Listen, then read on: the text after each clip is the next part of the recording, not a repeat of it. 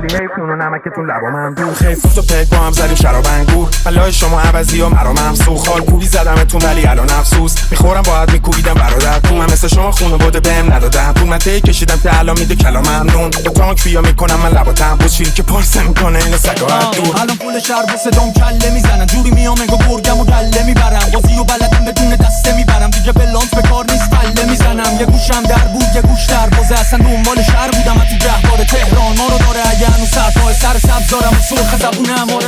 حاجی تو مده رو فاز بنگه یه تهران به میگن ناز شسته، دست تونی مونتانا میرسه بار فله. با یه کال ریز میشه برنامه هندل یا واسه ما مشکونن سر دست. خطا رو میزنیم بی قط و بس، هر کی میاد از در تو میدونه شب و هستی بیلا. میدونم تو شما باید کت و بس یا بچه‌ها میگن حلالت، ولی این ورسا رو باید تو فضا بشنویم. یه شب و دف زدیم یه شب و هد زدیم، همه صفا بهت میاد نه جواد زیدم. همش بوی علف انگاری هلنده، سیبیلامون کوتاه ولی ریشامون بلنده. جای زندگی میکنیم که نمیاد رو نقشه، ولی زمین تجاریمون جا خوبیه دو نبشه. مال نمیخریم خرج میکنیم واسه دلمون، چند تا ترابیلا داریم که شده هتلمون. یکی مترو نسازن مازندران به تهرون، تو خودم تونل ساختم پیمود به شمرون. تهران شمال تهران لباس قرمز کلا بلا دادت همه صبح پلان تیران دست دو تا پلات. برم مسافرا پر دوده اتاقمون، میگن تو خونمون خطاری من واسه مخابرات.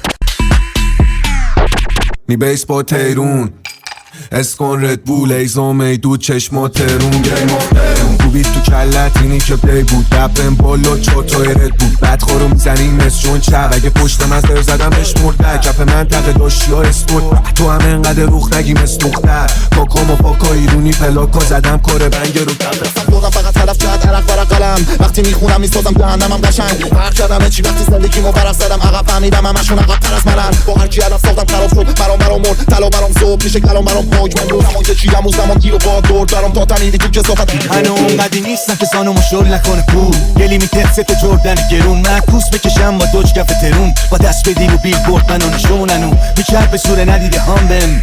فاصلم تا 30 سانته، نمیخوام دستم جای دراز شه ببینم بنده مسافران یا آژانس سر پیری.